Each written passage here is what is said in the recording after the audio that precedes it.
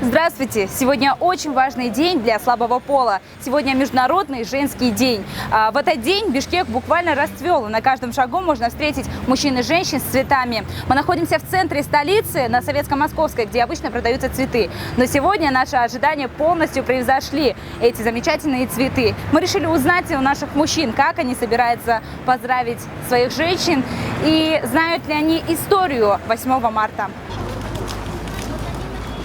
8 марта.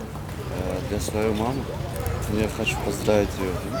Крепко обнимаю, поцелую и дарю цветы. Ну, сегодня мы не будем, конечно, особо гулять.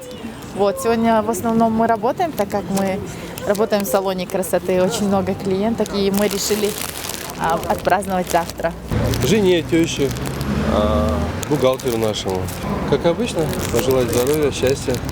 Изначально это был не Международный женский день, а День борьбы женщин за свои права. Праздник исторически появился как День солидарности женщин в борьбе за эмансипацию, то есть, по большому счету, за равенство людей вне зависимости от пола. Таким образом, когда-то он был едва ли не противоположностью праздника женственности, каковым он воспринимается на сегодняшний день. Одна из бишкекчанок знает ту, которая и утвердила этот день Международным женским днем.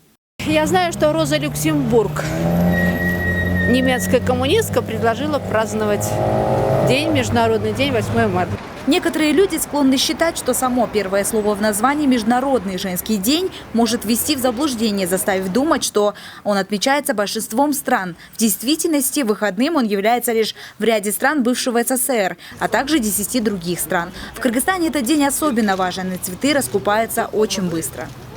Хорошо, на 8 марта разговоров нет. Довольны мы, слов нет. Мы этого дня ждем целый год. 8 марта и 1 сентября. Поздравляют своих дам не только молодежь, но и мужчины пожилого возраста. Вот купил цветы, подарил. Счастье, здоровье главное.